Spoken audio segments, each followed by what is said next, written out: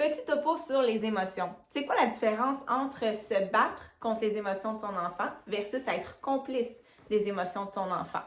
Mise en situation, j'observe que mon plus vieux est jaloux de sa petite sœur. Comme parent, si je me bats contre les émotions de mon enfant, je vais dire « Hey, voyons donc, c'est-tu de la jalousie, ça? Non, non, regarde, change d'attitude, là. Tu sais très bien qu'il y a de la place dans mon cœur pour toi puis ta petite sœur. Arrête-moi ça tout de suite. » C'est des enfantillages. C'est quoi mon objectif comme parent dans ce temps-là?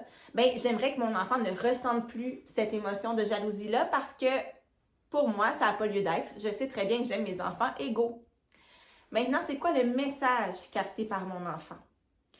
Tu devrais avoir honte de ressentir de la jalousie.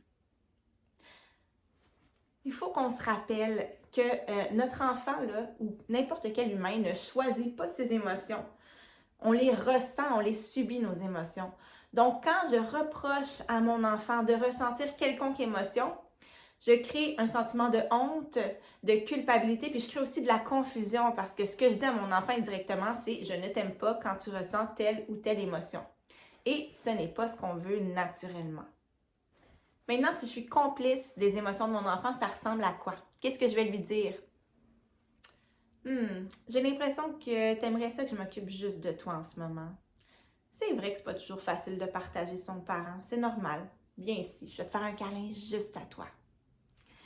Donc, quel devrait être mon objectif de parent? C'est en fait d'inviter mon enfant à accueillir toutes les émotions qui montent en lui pour qu'il puisse s'en libérer et qu'il puisse aussi en tenir compte.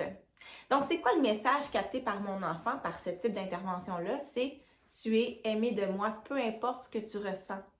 Toutes tes émotions sont valides. » Ce qu'on veut, là, dans le fond, là, c'est aider notre enfant à ressentir ce qui est là parce que nos émotions, c'est des messagers.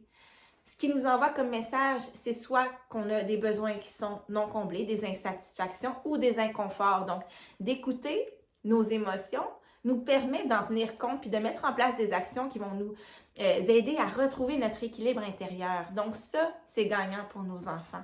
Dès le plus jeune âge, de leur permettre de ressentir toutes les émotions qui sont là et de ne pas les culpabiliser pour ça.